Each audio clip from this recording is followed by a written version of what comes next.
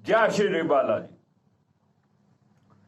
दोस्तों, 27 फरवरी 2023 शाम 16:46 पर बुध कुंभ राशि में प्रवेश करेंगे।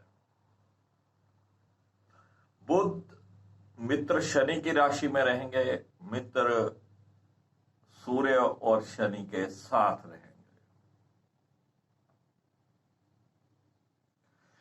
1 मार्च को बुध अस्त हो जाएंगे और 30 मार्च तक बुध अस्त रहेंगे। और बुध के साथ सूर्य और शनि गोचर करने वाले हैं।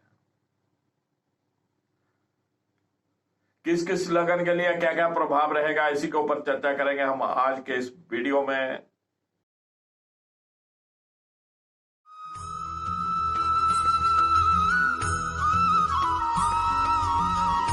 मैं राकेश विशिष्ट आप सबका स्वागत करता हूं। सर्वप्रथम बात करेंगे मेष लग्न की। तो मेष लग्न के लिए बुध देव तीसरे घर और छठे घर के स्वामी होते हैं, जो कि बहुत ज्यादा शुभ नहीं माने जाते। और 11वें भाव में सूर्य और शनि के साथ रहेंगे। और बुध क्योंकि 1 महीना अस्त रहेंगे, तो बहुत ज्यादा अच्छा प्रभाव यहां पर नहीं रहने वाला है। छोटे भाई बहनों के साथ बहुत ज्यादा बढ़िया आपके संबंध नहीं रहने वाले हैं। मिले जुले से संबंध रहेंगे, ना कोई नुकसान होगा ना कोई फायदा होगा। यानी कि कभी उनका सहयोग मिल गया, कभी नहीं मिला। जरूरत पड़ी तो बुला लिया, जरूरत पड़ी तो नहीं बुलाया। और ज्यादा अच्छा यहां पर कोई बुध का प्रभाव नहीं देखने को मिलेगा। तृतीय भाव का स्वामी होकर लाभ भाव में है और लाभ भाव का स्वामी भी वहीं पर है।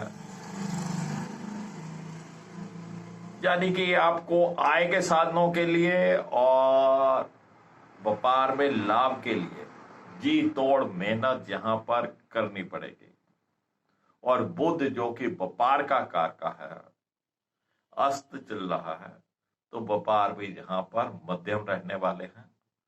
तो जॉब में बहुत अधिक मेहनत करनी पड़ेगी आय के साधनों के लिए। चलिए बात करते हैं वृष लग्न की। तो वृष लग्न के लिए बुध द्वितीय भाव और पंचम भाव के स्वामी होते हैं। और द्वितीय और पंचम भाव के स्वामी होकर वृष लग्न के 10वें भाव में गोचर करेंगे। द्वितीय भाव का स्वामी पंचम भाव में बेशक मित्र के क्षेत्रीय है, मित्र ग्रहों के साथ है, लेकिन अस्त है। तो थोड़ा बोलबानी के ऊपर थोड़ा काबू रखिएगा। और घर परिवार का सुख, पारिवारिक सुख जो है जहां पर मध्यम रहने वाला है। और सेविंग भी जहां पर कोई खास आप नहीं कर पाएंगे। और ऐसे समय में किसी को उधार मत दीजिएगा। विद्यार्थी वर्ग के लिए ये समय बहुत ज्यादा बढ़िया नहीं है। एग्जाम के टाइम चल रहा है, तो बहुत मेहनत की आवश्यकता है। तो विद्यार्थियों को यहां पर बहुत मेहनत करनी है ताकि वो अपनी स्टडीज में कुछ अच्छा कर पाए। तो पंचम भाव का स्वामी जो कि विद्या से संबंधित है। और वैसे भी वृष लग्न वालों को कोई भी डिसीजन लेने के लिए बहुत सोच विचार करके डिसीजन लेना चाहिए, कुछ जल्दबाजी नहीं करनी चाहिए। प्रेम प्रसंग के मामलों में भी बुध यहां पर बहुत अच्छा प्रभाव नहीं देने वाले हैं। बस मध्यम साथ समय यहां पर रहने वाला है। और वृष लग्न वालों को गाय की सेवा करना, उनको हरा चारा डालना, खास तौर पे हरा चारा डालना अति उत्तम है। और ये हरा चारा डालने से बुध का शुभ प्रभाव रहेगा। कन्याओं के चरण छूना और जो सिस्टर रिलेशंस होते हैं, बहन बुआ मासी का आदर करना, उनका आशीर्वाद लेना बुध को अच्छा करेगा। चलिए बात करते हैं मिथुन लग्न की। तो मिथुन लग्न के लिए बुध लगन के स्वामी होने के साथ साथ चतुर्भाव के भी स्वामी होते हैं और 9वें भाव में गोचर करेंगे। लगन का स्वामी और चतुर्भाव का स्वामी भाग्य भाव में, स्थिति भाग्य भाव में सही चल रही है, मित्रों के साथ चल रही है, लेकिन अस्त होने की वजह से इसका पूर्ण फल यहां पर नहीं मिलेगा। मध्यम सेहत रहने वाली है, घर परिवार का सुख कुछ मध्यम रहने वाला है। और अगर आप यहां पर किसी प्रकार की कोई जमीन, कोई घर या कोई व्हीकल खरीदना चाहते थे तो उसके लिए समय मध्यम है। 30 मार्च तक बुध अस्त रहने वाले हैं और 30 मार्च के बाद जो उदय हो जाएंगे और तब ये कार्य करना शुभ फल देगा। यानी कोई जमीन लेना हो, कोई व्हीकल लेना हो, कोई घर लेना हो तो 30 मार्च के बाद लें तो अति शुभ रहेगा। गाय की सेवा करिएगा, गाय को हरा चारा डालिएगा, हिजड़ों को हरे रंग की चूड़ियां, हरे रंग का कपड़ा दे सकते हैं। बहन, बुआ, मासी का आदर सत्कार करिएगा, उनका आशीर्वाद लीजिएगा।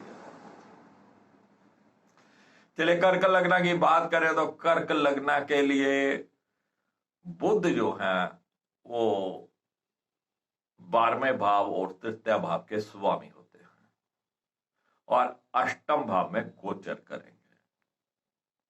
12वें भाव का स्वामी अष्टम भाव में है। विदेश से संबंधित कोई कार्य अगर आपका चल रहा था, कोई फाइल लगा रखी थी, कोई वीजा आने वाला था, कुछ डिले हो सकता है। एंड अगर आपने कोई फ्लाइट लेके विदेश जाना था तो उसमें भी किसी कारण कुछ देरी हो सकती है, तो थोड़ा सावधान रहना चाहिए। लेकिन विदेश से संबंधित कार्य हो जाएंगे क्योंकि बुध मित्र के क्षेत्र हैं और अष्टम भाव में है। विदेश से संबंधित कार्यों में कुछ सफलता मिलेगी, देर सवेर जरूर मिलेगी। लेकिन छोटे भाई बहनों के साथ संबंध जहां पर बहुत अच्छे नहीं रहने वाले हैं, उनका पूर्ण सहयोग जहां पर नहीं मिलेगा, कुछ ना कुछ कमी यहां पर देखने को मिलेगी।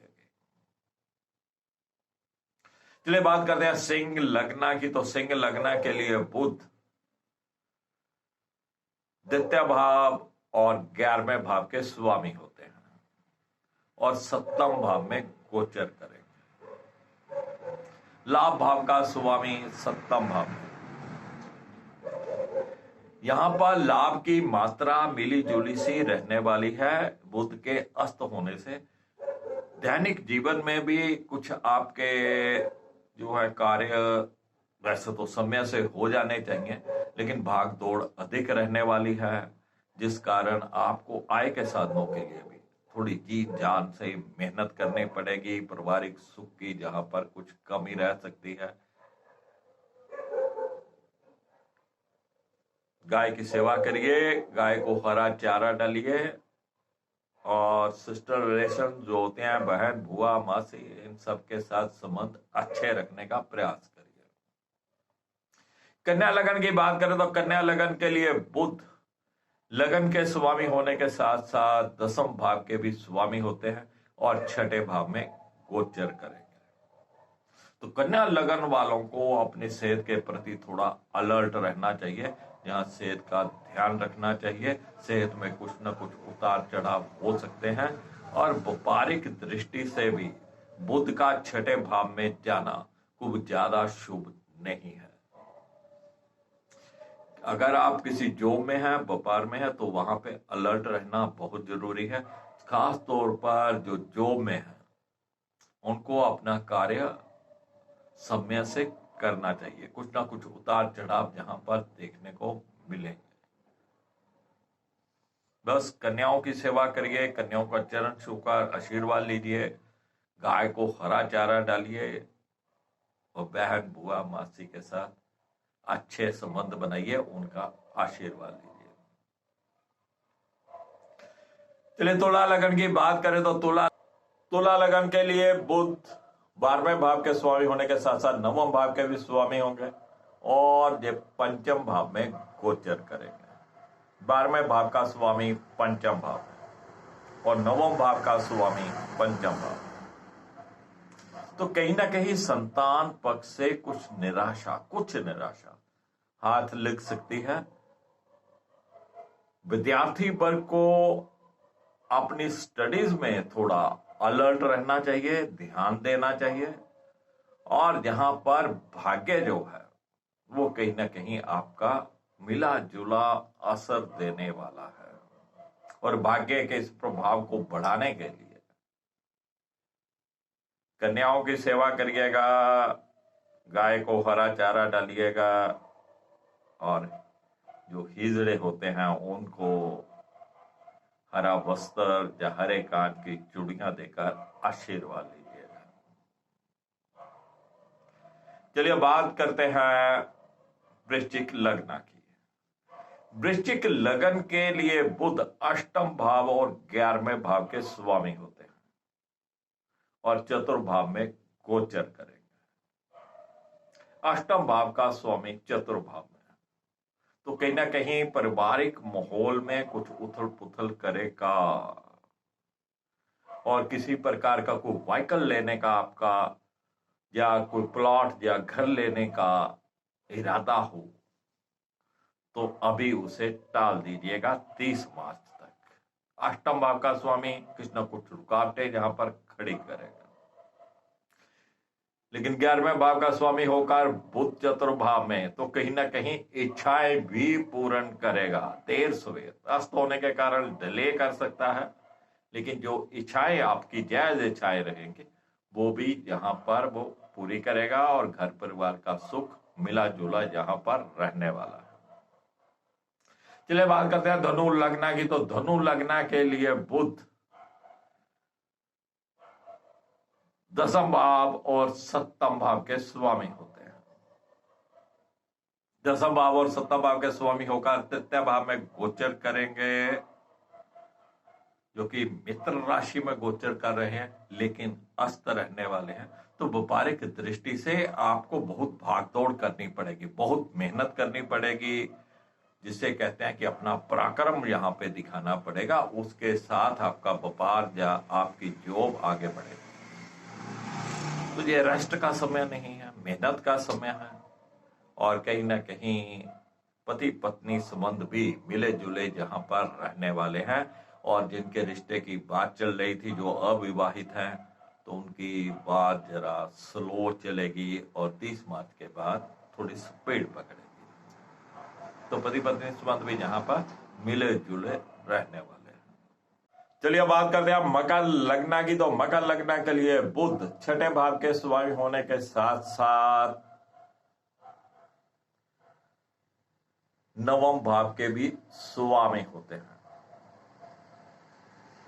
और द्वितीय भाव में गोचर करेंगे।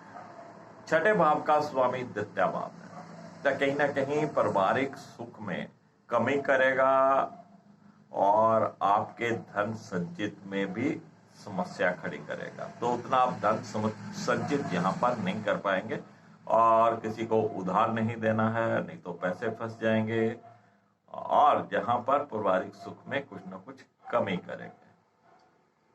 लेकिन बुध जहां पर भाग्य भाव के स्वामी भी है और भाग्य भाव के स्वामी होकर द्वितीय भाव में गोचर करने वाले हैं। तो भाग्य का स्वामी होकर द्वितीय भाव में जाना कहीं ना कहीं धन का आगमन होगा, धन भी आएगा और कहीं ना कहीं पारिवारिक रिश्ते सुधारेगा भी। और वो छठे भाव का स्वामी होकर खराब करेगा, जो भाग्य भाव का स्वामी होकर सुधारेगा। यानी कि मिला जुला प्रभाव जहां पर देखने को मिलेगा। और इसे सही रखने के लिए एकमात्र उपाय, गाय की सेवा करिए, गाय को हरा चारा डालिए और बहन बुआ मासी से अपने रिश्ते अच्छे रखिए। और कन्याओं का आशीर्वाद यहां पर लेना बहुत जरूरी है। चलिए बात करते हैं कुंभ लग्न की। कुंभ लग्न के लिए बुध पंचम भाव के स्वामी होने के साथ साथ अष्टम भाव के भी स्वामी होते हैं और लगन में ही गोचर करेंगे। पंचम भाव का स्वामी लगन में, यह स्थिति तो बहुत अच्छी है, लेकिन बुध अस्त हैं। तो विद्यार्थी वर्ग को जहां पर अपनी विद्या में थोड़ा स्टडीज में कंसंट्रेट करने की जरूरत है, और संतान पक्ष से जहां पर मिला जुला प्रभाव देखने को मिलेगा। और प्रेम प्रसंग के मामलों में भी मिला जुला प्रभाव जहां पर देखने को मिल सकता है। अष्टम भाव का स्वामी लगन में थोड़ा सा सेहत को अप एंड डाउन कर सकता है, थोड़ा ध्यान रखना चाहिए अपनी सेहत का। चलिए मीन लग्न की बात करें तो मीन लग्न के लिए बुध चतुर्भाव के और सप्तम भाव के स्वामी होते हैं। चतुर्भाव और सप्तम भाव के स्वामी होकर 12वें भाव में गोचर करेंगे। 12वां भाव जो कि हानि का है, व्यय का है। चतुर्भाव का स्वामी 12वें जाना कहीं ना कहीं पारिवारिक सुख में कमी करता है, भूमि भवन और वाहन के सुख में कमी करेगा। और ऐसे समय में भूमि भवन और वाहन खरीदना नहीं चाहिए। और बुध जो है इसके साथ साथ सप्तम भाव के भी स्वामी हैं। सप्तम भाव का स्वामी 12वें भाव में, तो कहीं ना कहीं आपके लाइफ पार्टनर की सेहत में उतार चढ़ाव हो सकते हैं, आपसी मतभेद उत्पन्न हो सकते हैं। और जिनके उम्र हो गई है शादी की और उनके लिए लड़का या लड़की देखा जा रहा था, तो विदेश से संबंधित कोई रिश्ता आ सकता है, या उस रिश्ते में जो बात चल रही थी आपकी कहीं भी, उसमें कुछ डिले हो सकता है। तो धैर्य से काम लीजिएगा। 30 मार्च तक बुध अस्त है और उसके बाद बुध उदय हो जाएगा। तो फ्रेंड्स, ये था बुध का गोचर जो कि कुंभ राशि में होने जा रहा है। मेष लग्न से मीन लग्न तक की हमने बात करी है। बुध के अस्त होने से व्यापार के क्षेत्र में थोड़े उतार चढ़ाव रहने वाले हैं, और जिस कारण बुध अपने पूर्ण प्रभाव जहां पर नहीं दे पाएगा। और बुध को जहां पर अच्छा रखा जा सकता है, बहन बुआ मासी का आशीर्वाद लेकर, कन्याओं का आशीर्वाद लेकर, माँ दुर्गा के कवच का पाठ करके, दुर्गा कवच का पाठ करिए, दुर्गा चालीसा का पाठ करिए,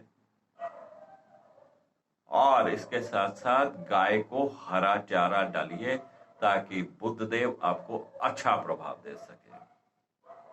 वीडियो पसंद आए लाइक करिएगा, शेयर करिएगा, दोस्तों मित्रों को इस चैनल के साथ जोड़िएगा। और मैं मिलूंगा आपको फिर एक नई जानकारी के साथ। तब तक राकेश मिश्र को इजाजत दीजिए। जय श्री बालाजी।